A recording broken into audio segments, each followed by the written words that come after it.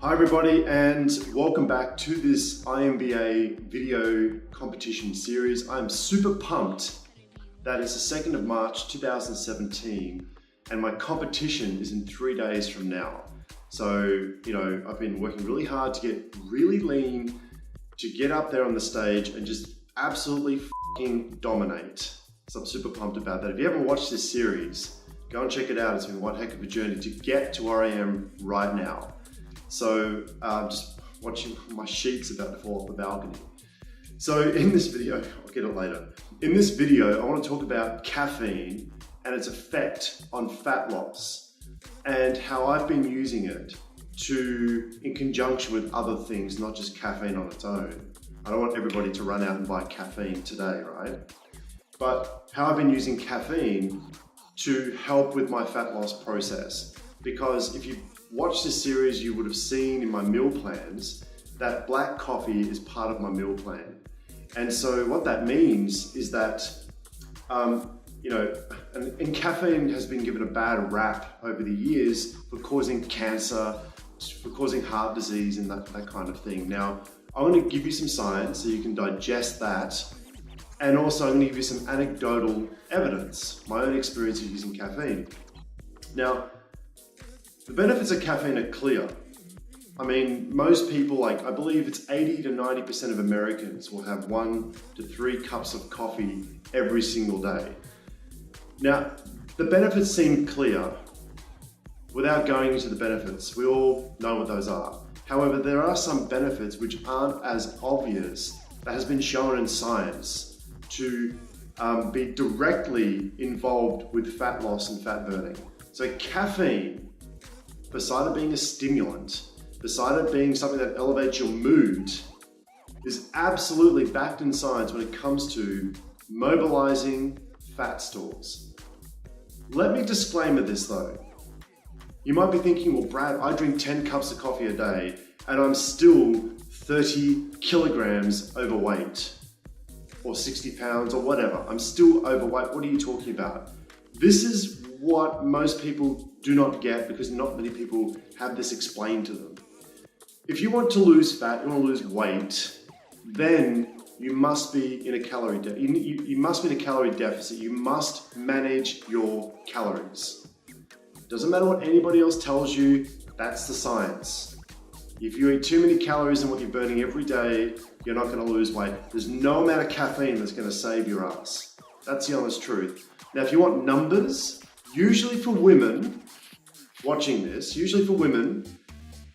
would start by capping your calories at about 1,500 calories.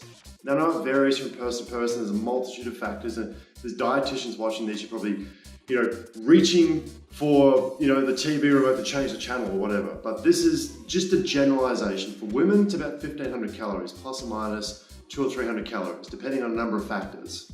For men, it's going to be slightly higher. It's going to be about 2,000 calories. There goes my sheet. 2,000 calories is a good place to start for guys, plus minus 200-300 calories.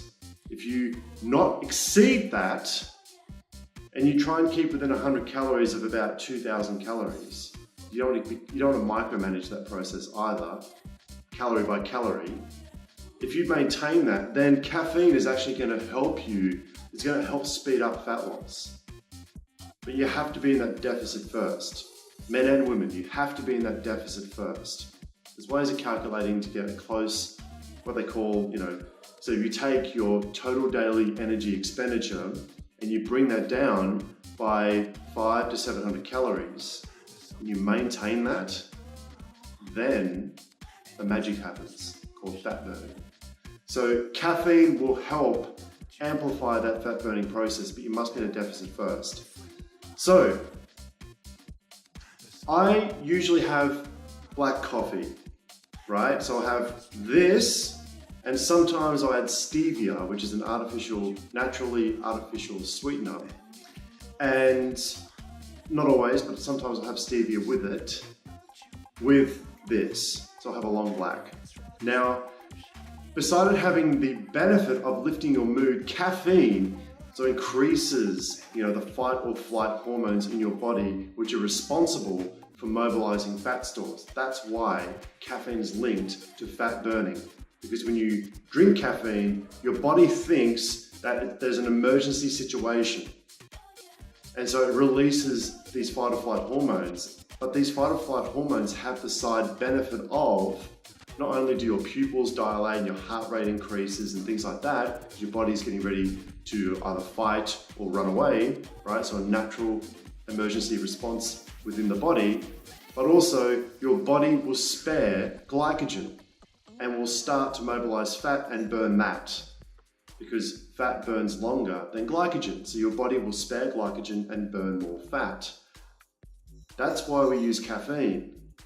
Not only is it going to help us, lift our mood, because when you're in a calorie deficit, it's f***ing tiring. Like if you've dieted for a long period of time, and you shouldn't for a long period of time, but 6 to 8 weeks, no more than that, it does get tiring. So caffeine is handy to pick up your mood every now and again. But then it has these fat burning benefits as well. So how much should you have? That's the next fair question. How much caffeine should you have? Now, caffeine and heart disease or cancer and that kind of thing, the science shows up whereby caffeine is linked to bone density issues and that kind of stuff. When you have more than 600, 800 milligrams of caffeine on a day-to-day basis, even more than that in some science that I've read.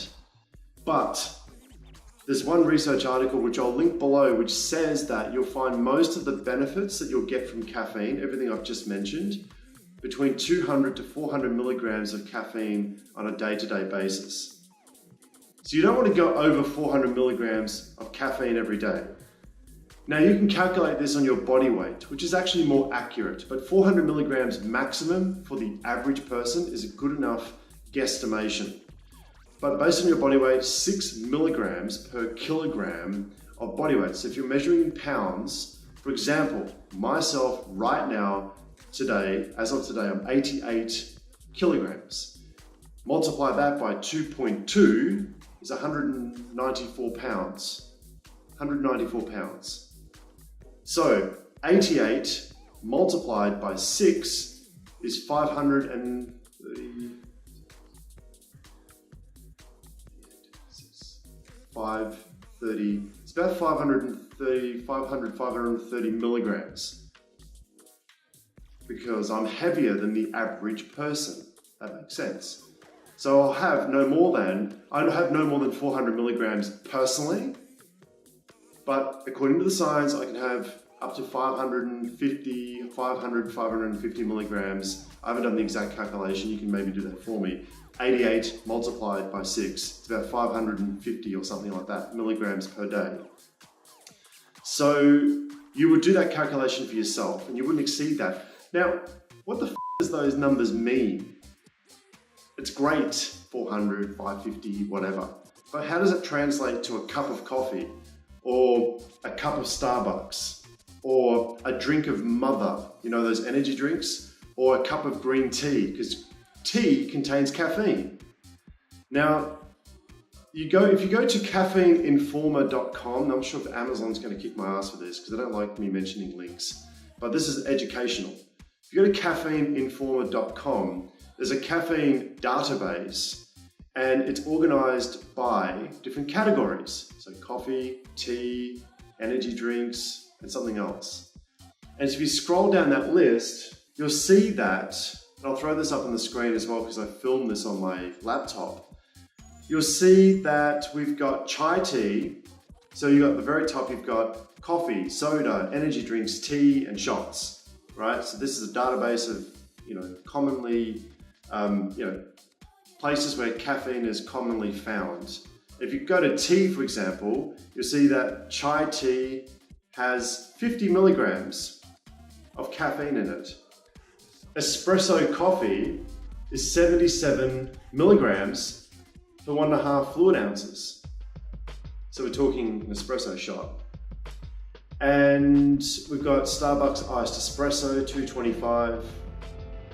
We've got Zola coconut water espresso, 125, right? And it goes on. And so you should do this in your own time. It's very handy. And if you go to the search box, I know a lot of people watching this are Starbucks fans. You know, Starbucks is not very popular in Australia, right? It's not very popular at all. And in fact, we've had Starbucks close down in a lot of places around Melbourne, where I'm from Melbourne, Australia. So we have a lot of boutique coffee places, and it's actually better than Starbucks. And if you've been to Melbourne, you know exactly what I'm talking. It's a massive, huge coffee culture in Melbourne. A little bit of a tangent there, but Starbucks decaf coffee, 25 milligrams. So even decaf contains a small amount of caffeine in it. And we got Starbucks double shot, Starbucks grande, right? So you can do that yourself. And so that's very handy to know, you know, 400 milligrams is equal to 1, 2, 3, 4 shots of this, or 1, 2, 3, 4 cups of that.